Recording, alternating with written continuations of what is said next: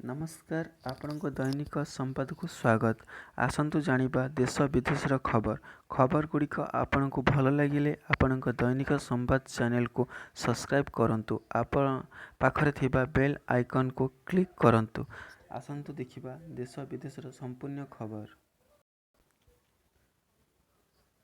Corona कबल गणमाध्यम प्रतिनिधि मुंबई 53 सांबादिक आक्रांत। मुंबई रे कोरोना स्थिति आहुरी संगीन हेबार लागिछि। मुंबई रे 53 जन सांबादिक कोरोना रे आक्रांत होइथिबा खबर सरबराह संस्थारू जना पड़िछि। हफिंग पोस्ट नामक एक खबर संस्था देइथिबा सूचना अनुसार महाराष्ट्र रो हॉटस्पॉट कुहाଯାଉଥିବା मुंबईर 53 जन सांबादिक कोरोना पॉजिटिव चिन्हट होइछन्ति। एपरिकि एही संख्या परे वृद्धि पाइबारे बोली एही रिपोर्ट कुहाଯାଇଛି। कोरोना रिलीफ पांठिरू 261 कोटी लुटि नेले हैकर। कोरोना संक्रमण नहीं पृथ्वी रे आतंक जारी रही। सहायता पाई विभिन्न अनुष्ठान तथा व्यक्ति विशेष कोरोना रिलीफ पांठि को दान मध्य देउछन्ति। एही अर्थ कोरोना लड़ाई रे विनियोग हेबो, जहा द्वारा समाज रे हित साधन होई पारिबो। किंतु केतेक अपराधी एभली संकटजनक स्थिति रे मध्य सहायता पांठि को लुटि नेइछन्ति। एपरी एक घटना जर्मनी नॉर्थ राइन वेस्टफेलिया प्रदेश रे घटिछि। एठाकर सरकार वेबसाइट कोरोना रिलीफ पांठि को केतक हैकर 261 कोटी टंका लुटि नेइछन्ति। हैकर सरकारी वेबसाइट एक कॉपी प्रस्तुत करी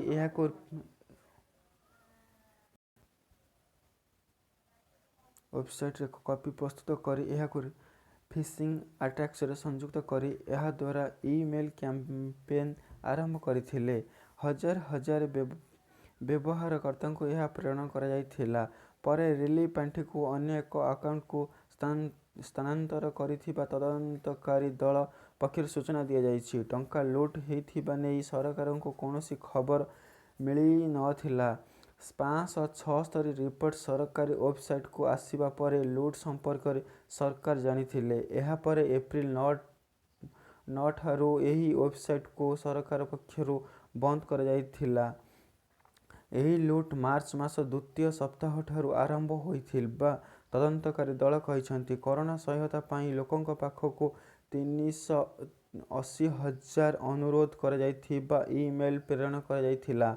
सेथि मध्यरु 360,000 जन रिलीफ पांठि को दान करथिले बोली तदंतकारी दल सूचना देइछन्ति। गोवा परे कोरोना मुक्त हैला आउ एक राज्य। गोवा परे देशर द्वितीय राज्य भावे मणिपुर कोरोना मुक्त होइछि। एठारे चिन्हट होइथिबा 2 जन जाक कोरोना आक्रांत चिकित्सा परे सुस्थ होइछन्ति। एथि सह एबे सुद्धा राज्य रे कोनोसी नुआ कोरोना आक्रांत चिन्हट होई नाहंती। एही कारण मणिपुर कोरोना मुक्त होइथिबा मुख्यमंत्री एन बीरेन सिंह कहिछन्ति। 24 घंटा रे देश रे 1553 नुआ कोरोना संक्रमित चिन्हट। मृतकों संख्या 500 टपिला। कोरोना संक्रमण को नहीं गोटे पटे देशर लॉकडाउन जोगु लोके अस्तव्यस्त होइथिबा बेले अन्य पटे कोरोना संक्रमितों संख्या रे हठात वृद्धि समस्त को चिंता रे पकाई देइछि। गत 24 घंटा मध्य देश रे 1553 नुआ कोरोना संक्रमितों को चिन्हट करा जिबा परे एबे मोट संक्रमितों संख्या पहुंची 17,265 रे। केंद्र स्वास्थ्य और परिवार कल्याण मंत्रालय पक्षर दिया जाइथिबा एही सूचना एबे समस्त को द्वंद्व रे पकाइछि। एमानक मध्यरु 14,175 जनक चिकित्सा चलिथिबा बेले 2,547 जन सुस्थ होइछन्ति। एमानक मध्यरु 543 जनक कोरोना जोगो मृत्यु मध्य होइछि। गत 24 घंटा मध्य सबुठारु अधिक 36 जनक मृत्यु होइछि। तेबे महाराष्ट्र रे सर्वाधिक 4,203 कोरोना संक्रमित को चिन्हट करा जाइथिबा बेले सेमानक मध्यरु 507 जन सुस्थ होइछन्ति और 223 जनक मृत्यु होइछि। दिल्ली रे 2003 संक्रमित थिबा बेले 72 जन सुस्थ होइछन्ति और 45 जनक मृत्यु होइछि। राजस्थान रे 1,478 जन कोरोना संक्रमित मध्यरु 183 सुस्थ और 14 जन मृत्यु होइछि। ଓଡ଼ିଶା ସମେତ ଅନେକ ରାଜ୍ୟରେ ବଜ୍ରପାତ ସହ ପ୍ରବଳ ବର୍ଷା ସମ୍ଭାବନା। ବହିପାରେ 50ରୁ 60 କିଲୋମିଟର ବେଗରେ ପବନ। ଦେଶରେ କରୋନା ମହାମାରୀ ସଙ୍କଟ ଭିତରେ ପାଣିପାଗରେ ମଧ୍ୟ ପରିବର୍ତ୍ତନ ଦେଖାଦେଇଛି। ପାଣିପାଗ ବିଭାଗର ପୂର୍ବାନୁମାନ ଅନୁଯାୟୀ ଆଗାମୀ 24 ଘଣ୍ଟା ମଧ୍ୟରେ ଦିଲ୍ଲୀ, ଏନ୍ସିଆର ସମେତ ବିଭିନ୍ନ ରାଜ୍ୟରେ ବଜ୍ରପାତ ସହ ପ୍ରବଳ ବର୍ଷା ପବନ ହେବାର ସମ୍ଭାବନା ରହିଛି।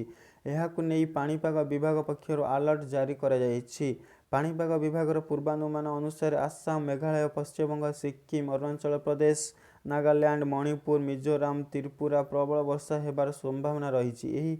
ଏହା ବ୍ୟତୀତ ଝାଡ଼ଖଣ୍ଡ, ତେଲେଙ୍ଗାନା, ଓଡ଼ିଶା, ବିହାର, କର୍ଣ୍ଣାଟକ ଘଣ୍ଟା ପ୍ରତି 50ରୁ 60 କିଲୋମିଟର ବେଗରେ ପବନ ବହିବାର ସମ୍ଭାବନା ଦେଖାଦେଇଛି। ସେହିଭଳି ପଞ୍ଜାବ, ହରିୟାଣା, ଚଣ୍ଡିଗଡ଼, ଦିଲ୍ଲୀ, ଉତ୍ତରପ୍ରଦେଶ, ରାଜସ୍ଥାନ, ଛତିଶଗଡ଼ ମଧ୍ୟ ବଜ୍ରପାତ ହେବା ନେଇ ପୂର୍ବାନୁମାନ କରିଛି ପାଣିପାଗ ବିଭାଗ। ଦିଲ୍ଲୀରେ ଆଉ 5 ପୋଲିସ କରୋନା ପଜିଟିଭ। ରାଜଧାନୀ ଦିଲ୍ଲୀରେ ଏବେ ଚିନ୍ତା ବଢ଼ାଇଛି କରୋନା ଭାଇରସ। ଦିନକୁ ଦିନ ଏଠାରେ କରୋନା ସଂକ୍ରମିତଙ୍କ ସଂଖ୍ୟା ବୃଦ୍ଧି ପାଉଥିବା ବେଳେ ସୋମବାର ଚାନ୍ଦିନୀ ମହଲ ପୋଲିସ ଷ୍ଟେସନରେ ଆଉ 5 ପୋଲିସ କରୋନାରେ ପୀଡ଼ିତ ଥିବା ଜଣାପଡ଼ିଛି। ପୂର୍ବରୁ ଏଠାକାର 3 ପୋଲିସ କରୋନାରେ ପୀଡ଼ିତ ହୋଇଥିବା ବେଳେ ଏବେ ଏହି ସଂଖ୍ୟା 8କୁ ବୃଦ୍ଧି ପାଇଛି। ସୂଚନାଯୋଗ୍ୟ, ସୋମବାର ସକାଳ ସୁଦ୍ଧା ଦିଲ୍ଲୀରେ କରୋନା ସଂକ୍ରମିତଙ୍କ ସଂଖ୍ୟା 2003ରେ ପହଞ୍ଚିଥିବା ବେଳେ ମୃତକଙ୍କ ସଂଖ୍ୟା 45ରେ ପହଞ୍ଚିଥିଲା। ଘୋଷଣା ହେଲା କେଦାରନାଥ, ବଦ୍ରିନାଥ ମନ୍ଦିରର କବାଟ ଖୋଲିବା ତାରିଖ। କରୋନା ଭାଇରସ ଯୋଗୁଁ ସାରା ଦେଶରେ ଲକଡାଉନ ଜାରି ରହିଛି। ଏଥିଯୋଗୁଁ ସମସ୍ତ ଧାର୍ମିକ ସ୍ଥାନ ମଧ୍ୟ ବନ୍ଦ ରହିଛି। ଏଭଳି ସ୍ଥିତିରେ ଉତ୍ତରପ୍ରଦେଶର ଚାରିଧାମରେ ପ୍ରସିଦ୍ଧ ଥିବା ବଦ୍ରିନାଥ ଓ କେଦାରନାଥ ମନ୍ଦିରର ଦ୍ୱାର ଖୋଲିବା ନେଇ ତାରିଖ ଘୋଷଣା ହୋଇଛି। ବଦ୍ରିନାଥ ଓ କେଦାରନାଥ ମନ୍ଦିରର କବାଟ ଏପ୍ରିଲ ନୁହେଁ ବରଂ ମେରେ ଖୋଲାଯିବ। ମେ 14ରେ କେଦାରନାଥ କବାଟ ଖୋଲିବାକୁ ଥିବା ବେଳେ ବଦ୍ରିନାଥ କବାଟ ମେ 15ରେ ଭୋର 4ଟା30 ଖୋଲିବ ବୋଲି ଜଣାପଡ଼ିଛି। ହିମାଳୟରେ ଚାରିଧାମ ନାମରେ ପ୍ରସିଦ୍ଧ ଥିବା ବଦ୍ରିନାଥ, କେଦାରନାଥ, ଗଙ୍ଗୋତ୍ରୀ ଓ ୟମୁନୋତ୍ରୀ ମନ୍ଦିରର କବାଟ ଥଣ୍ଡା ଓ ପ୍ରବଳ ବରଫପାତ ଯୋଗୁଁ ପ୍ରତିବର୍ଷ ଅକ୍ଟୋବର ଓ ନଭେମ୍ବର ବନ୍ଦ ହୋଇଥାଏ। କରୋନାର ପରିସ୍ଥିତି ପରଖିବାକୁ ମୋଦି ପଠାଇବେ ଟିମ୍, ମମତା ବାନାର୍ଜୀ କହିଲେ ରାଜ୍ୟରେ ପଶିବାକୁ ଅନୁମତି ଦେବି ନାହିଁ। କରୋନା ଭାଇରସରେ ପୂରା ଦେଶ ଏବେ ବେହାଲ। ସମସ୍ତ ରାଜ୍ୟ ସରକାର ଓ କେନ୍ଦ୍ର ସରକାର ମିଶି ଏହି ମହାବିପଦର ମୁକାବିଲା କରୁଛନ୍ତି। ମାତ୍ର ଏହି ବିପଦ ସମୟରେ ମଧ୍ୟ ରାଜନୀତି ଜାରି ରହିଛି।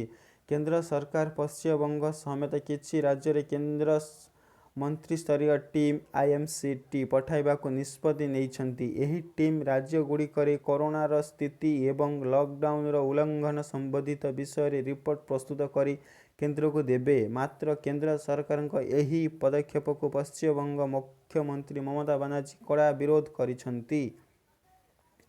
ଚିନ୍ତା ବଢ଼ାଇଛି କରୋନା। ବ୍ରିଟେନରେ ସରି ଆସୁଛି PPE। ବ୍ରିଟେନରେ କରୋନା ସଂକ୍ରମଣ ଏବେ କମ୍ ଥିବା ସୂଚନା ରହିଛି। ହେଲେ ଏବେ ସେଠାକାର ଆଉ ଏକ ସମସ୍ୟା ହେଉଛି ମାତ୍ର ଗୋଟିଏ ଦିନ ପାଇଁ ସେମାନଙ୍କ ପାଖରେ ପର୍ସନାଲ ପ୍ରୋଟେକ୍ଟିଭ ଇକ୍ୟୁପମେଣ୍ଟ PPE ବା ବ୍ୟକ୍ତିଗତ ସୁରକ୍ଷା ଉପକରଣ ବ୍ୟବହାର କରିବା ଲାଗି ମହଜୁଦ ରହିଛି। ତୁର୍କୀରୁ ମଗାଯାଇଥିବା ପ୍ରାୟ 4 ଲକ୍ଷ PPE ପହଞ୍ଚିବାରେ ବିଳମ୍ବ ହେଉଥିବାରୁ ଏବେ ଏହା ଚିନ୍ତାର କାରଣ ସାଜିଛି। PPE ପହଞ୍ଚିବାରେ ଯଦି ଆହୁରି ବିଳମ୍ବ ହୁଏ ତେବେ କରୋନା ସଂକ୍ରମିତ ସ୍ଥିତି କ'ଣ ହେବ ତାହା କହିବା ମୁସ୍କିଲ। ଏହାପରେ ଡାକ୍ତରମାନେ ରୋଗୀଙ୍କ ଚିକିତ୍ସା କରିବେ ନା ନିଜକୁ ବଞ୍ଚାଇବେ ତାହା ଏବେ ପ୍ରଶ୍ନ ହୋଇଛି। ଏପର୍ଯ୍ୟନ୍ତ କରୋନା ସଂକ୍ରମଣରେ ବ୍ରିଟେନର ପାଖାପାଖି 80 ଜଣ ଡାକ୍ତର ଓ ନର୍ସଙ୍କ ମୃତ୍ୟୁ ହୋଇଥିବା ସୂଚନା ରହିଛି। ଉହାନ କମ୍ ବିପଦପୂର୍ଣ୍ଣ ଅଞ୍ଚଳ ଘୋଷିତ। କରୋନା ଭାଇରସ ଉତ୍ପତ୍ତିସ୍ଥଳ କୁହାଯାଉଥିବା ଚାଇନାର ଉହାନ ସହରକୁ ଏକ କମ୍ ବିପଦପୂର୍ଣ୍ଣ ଅଞ୍ଚଳ ଭାବେ ଘୋଷଣା କରାଯାଇଛି। କରୋନା ଯୋଗୁଁ ସହରର ମୃତକଙ୍କ ସଂଖ୍ୟା ପୂର୍ବ ସଂଖ୍ୟାର 50% ବଢ଼ାଇବା ପରେ ଏବେ ଏହି ଅଞ୍ଚଳକୁ ସେଠାକାର ସରକାରଙ୍କ ପକ୍ଷରୁ କମ୍ ବିପଦପୂର୍ଣ୍ଣ ଘୋଷଣା କରାଯାଇଥିବା ଜଣାପଡ଼ିଛି। ଚାଇନାର ଷ୍ଟେଟ୍ କାଉନସିଲ ପକ୍ଷରୁ ଧାର୍ଯ୍ୟ ମାନଦଣ୍ଡ ଅନୁସାରେ ଗତ 14 ଦିନ ମଧ୍ୟରେ କୌଣସି କରୋନା ସଂକ୍ରମଣ ମାମଲା ଆସି ନ ଥିବା ଜିଲ୍ଲା ଆଦିକୁ କମ୍ ବିପଦପୂର୍ଣ୍ଣ ଅଞ୍ଚଳ ଭାବେ ବର୍ଗୀକୃତ କରାଯାଇଛି। ସେହିପରି 50ରୁ କମ୍ ମାମଲା ଥିବା ଅଞ୍ଚଳ 50ରୁ ଅଧିକ କିନ୍ତୁ ସେହି ଅନୁପାତରେ ଅଧିକ ସଂକ୍ରମିତ ହୋଇନଥିବା ସହରକୁ ମଧ୍ୟ ବିପଦପୂର୍ଣ୍ଣ ଅଞ୍ଚଳ ବର୍ଗରେ ରଖାଯାଇଛି। 50ରୁ ଅଧିକା ମାମଲା ଥିବା ଏବଂ ସଂକ୍ରମଣ ଅଧିକ ହେଉଥିବା କିମ୍ବା ଆଶଙ୍କା ଥିବା ଅଞ୍ଚଳଗୁଡ଼ିକୁ ହାଇରିସ୍କ ଏରିଆ ବା ବିପଦପୂର୍ଣ୍ଣ ବର୍ଗରେ ରଖାଯାଇଛି। ଗତ ଶନିବାର ଦେଶରେ 16ଟି ନୂଆ କୋଭିଡ୍-19 ମାମଲା ଆସିଥିବା ଚାଇନା ଜାତୀୟ ସ୍ୱାସ୍ଥ୍ୟ ଆୟୋଗ NHC ପକ୍ଷରୁ ଏକ ରିପୋର୍ଟରେ ପ୍ରକାଶ ପାଇଛି, ଯେଉଁଥିରେ 9 ଜଣ ସଂକ୍ରମିତ ବାହାର ଅଞ୍ଚଳରେ ହୋଇଥିବା ବେଳେ 7 ଜଣ ସ୍ଥାନୀୟ ଅଞ୍ଚଳରେ ସଂକ୍ରମିତ ହୋଇଛନ୍ତି। ଶନିବାର କୌଣସି ନୂଆ ଆକ୍ରାନ୍ତଙ୍କ ମୃତ୍ୟୁ ଘଟିନଥିବାରୁ ମୃତ୍ୟୁ ସଂଖ୍ୟା 4,632 ରହିଥିବା ଏହି ରିପୋର୍ଟରୁ କୁହାଯାଇଛି। ଭାରତରେ ନୂଆ ବିଦେଶୀ ପୁଞ୍ଜି ନିବେଶ ନୀତିକୁ ଚୀନର ବିରୋଧ। ଭାରତୀୟ କମ୍ପାନୀମାନଙ୍କୁ ଚୀନ କବଳରୁ ମୁକ୍ତ ରଖିବାକୁ ଭାରତ ସରକାର କିଛି ଦିନ ତଳେ ନିଜର ପ୍ରତ୍ୟକ୍ଷ ବିଦେଶୀ ପୁଞ୍ଜି ନିବେଶ HDR ନିୟମରେ ସଂଶୋଧନ ଆଣିଥିଲେ। ଏହା ଫଳରେ ଭାରତର ପଡ଼ୋଶୀ ଦେଶମାନେ ସରକାରଙ୍କ ବିନା ଅନୁମତିରେ ଭାରତରେ ନିବେଶ କରିପାରିବେ ନାହିଁ। ତେବେ ଭାରତ ସରକାରଙ୍କ ଏହି ପଦକ୍ଷେପକୁ ଚୀନ ତୀବ୍ର ବିରୋଧ କରିଛି। ଭାରତରେ ଥିବା ଚୀନ ଦୂତାବାସ ପକ୍ଷରୁ ଏକ ପ୍ରେସ୍ ବିଜ୍ଞପ୍ତି ଜାରି କରି କୁହାଯାଇଛି ଯେ ଭାରତ ସରକାରଙ୍କ ଏହି ପଦକ୍ଷେପ ବିଶ୍ୱ ବାଣିଜ୍ୟ ସଂଗଠନ WTO ନିୟମରେ ବିରୋଧୀ। ଏହା ମଧ୍ୟ ଜାଗତିକରଣ ଓ ଉଦାରୀକରଣ ନୀତିରେ ବିରୁଦ୍ଧାଚରଣ କରୁଛି। ଚୀନ ପକ୍ଷରୁ ଆହୁରି ମଧ୍ୟ କୁହାଯାଇଛି ଯେ ଚୀନ ଭାରତରେ ବିପୁଳ ପରିମାଣରେ ନିବେଶ କରି ଏହାର ଅର୍ଥନୈତିକ ବିକାଶରେ ସହଭୋଗୀ ହୋଇପାରିଛି। କରୋନା ଭାଇରସ ମୁକାବିଲା କ୍ଷେତ୍ରରେ ମଧ୍ୟ ଚୀନ ଭାରତର ସହାୟତା କରୁଛି। ତଥାପି ଭାରତ ସରକାରଙ୍କ ଏହି ପଦକ୍ଷେପ ଦୁର୍ଭାଗ୍ୟଜନକ। ସୂଚନାଯୋଗ୍ୟ ଯେ କରୋନା ମହାମାରୀ ଯୋଗୁଁ ସମଗ୍ର ବିଶ୍ୱରେ ଆର୍ଥିକ ମାନ୍ଦାବସ୍ଥା ଘନେଇ ଆସୁଥିବାରୁ ତାହାର ଫାଇଦା ନେଇ ଚୀନ ବିଭିନ୍ନ କମ୍ପାନୀକୁ ଅଧିକାର କରିବାକୁ ଉଦ୍ୟମ କରୁଛି। ଭାରତର HDFC ବ୍ୟାଙ୍କରେ ଚୀନର କେନ୍ଦ୍ରୀୟ ବ୍ୟାଙ୍କ ନିଜର ଅଂଶଧନ 1%କୁ ବୃଦ୍ଧି କରିଛି। କରୋନା ନେଲାଣି 1,65,000 ଜୀବନ। ଆମେରିକାରେ ମୃତକଙ୍କ ସଂଖ୍ୟା 40,000 ଟପିଲା। ପୃଥିବୀ ସାରା କରୋନା ସଂକ୍ରମଣ ଯୋଗୁଁ କୋକୁଆ ଭୟ ସୃଷ୍ଟି ହୋଇଛି। ବର୍ତ୍ତମାନ ସୁଦ୍ଧା ପୃଥିବୀରେ 1,65,229 କରୋନା ସଂକ୍ରମିତଙ୍କ ମୃତ୍ୟୁ ଘଟିଛି। ସେହିପରି ସଂକ୍ରମିତଙ୍କ ସଂଖ୍ୟା 24,04,071 ଛୁଇଁଛି। ଆମେରିକାରେ କରୋନା ସଂକ୍ରମଣ ନେଇ ସ୍ଥିତି ଅସମ୍ଭାଳ ହେବାରେ ଲାଗିଛି। ଏଠାରେ ମୃତ୍ୟୁସଂଖ୍ୟା 40,000 ଟପିଥିବା ବେଳେ ସଂକ୍ରମିତଙ୍କ ସଂଖ୍ୟା 7,60,000 ପହଞ୍ଚିଛି। ଲକଡାଉନ୍ ନେଇ ଆମେରିକା ରାଷ୍ଟ୍ରପତି ଡୋନାଲ୍ଡ ଟ୍ରମ୍ପ ଏବଂ ଗଭର୍ଣ୍ଣର ମଧ୍ୟରେ ବିବାଦ ବଢ଼ିବାରେ ଲାଗିଛି। ଗଭର୍ଣ୍ଣରମାନେ ଲକଡାଉନ୍ ନେଇ କଡ଼ାକଡ଼ି ନିୟମ ପ୍ରଣୟନ କରିଥିବା ଟ୍ରମ୍ପ ଅଭିଯୋଗ ମଧ୍ୟ କରିଛନ୍ତି। 21 ଏପ୍ରିଲ 2020 ମଙ୍ଗଳବାର।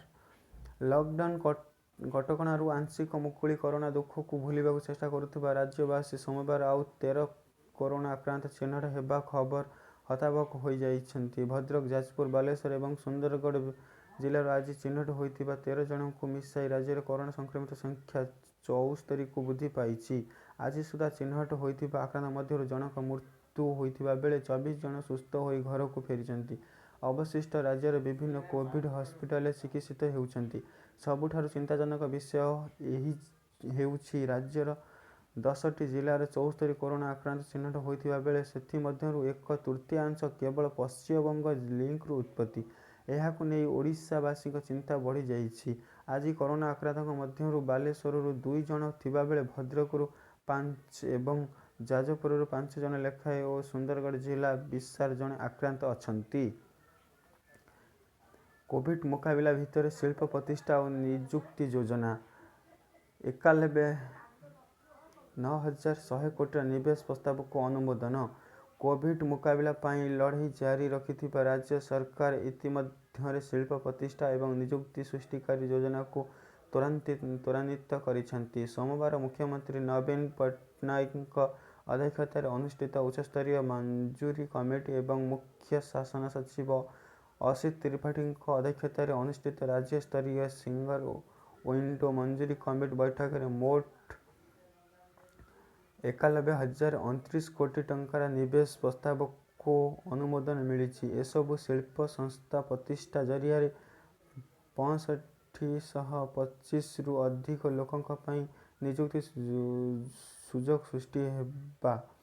आज मुख्यमंत्री नवीन पट्टनायक अध्यक्षतार 22तम उच्चस्तरीय मंजूरी कर्तृपक्ष बैठक रे 8850.19 कोटी टंकार 2टी पंजीनिवेश प्रस्ताव को अनुमोदन करा जायछि। एहा मध्यरे 5250 लोकों निजुक्ति सुजोग सृष्टि करा जायछि।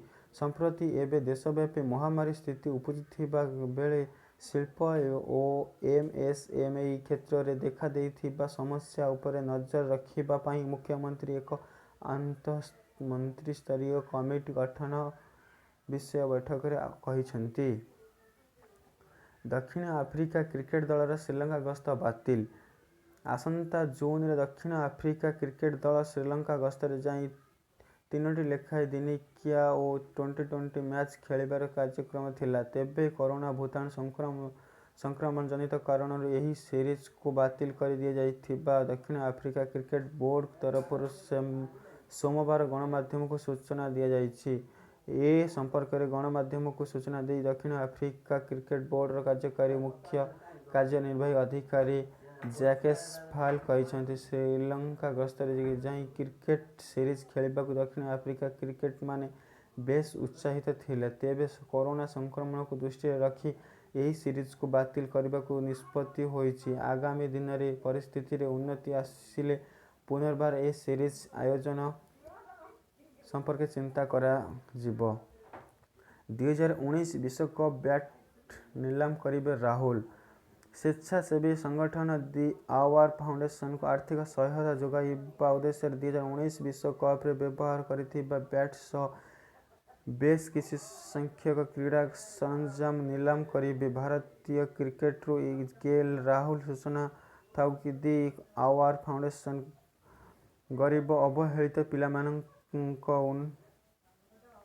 उन्नति निमंते काम करे। ए संपर्क गणमाध्यम को सूचना दे राहुल कहिसंती किछि दिन तले से 28 वर्ष बयस रे पाद देइथिबा एही अवसर रे किछिटा स्वतंत्र करबाकू से मनस्थ करथिले। दि आवर फाउंडेशन कार्यकलाप संपर्क से पूर्व अवगत थिबारु एही संस्था को सहायता करबाकू निष्पत्ति नैथिले। एही क्रम रे से 2019 विश्वकप रे व्यवहार होइथिबा बैट सह ग्लोव्स हेलमेट पैड और जर्सी नीलाम पाई भारत आर्मी नामक संगठन को कहि देइछंती। भारत आर्मी तरफ एसबू जिनिसर नीलाम करा जिवो। नीलाम जो अर्थ मिलिबो ताहाकू दि आवर फाउंडेशन प्रदान करा जिवो।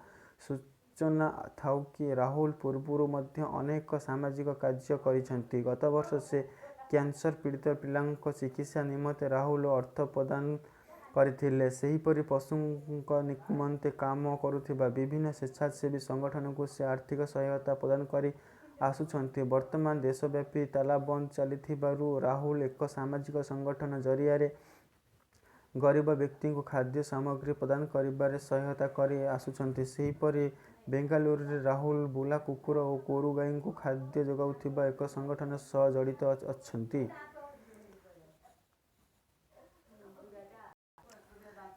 एगुड़िक थिला आजिर मुख्य खबर। आमर यही छोट प्रयास को जारी रखिया पाई दयाकरी चैनल को सब्सक्राइब करी सांग और परिवार वर्गों को शेयर करंतु। आजिर खबर गुड़िक भल लगी क्लिक करन लाइक बटन को क्लिक करंतु।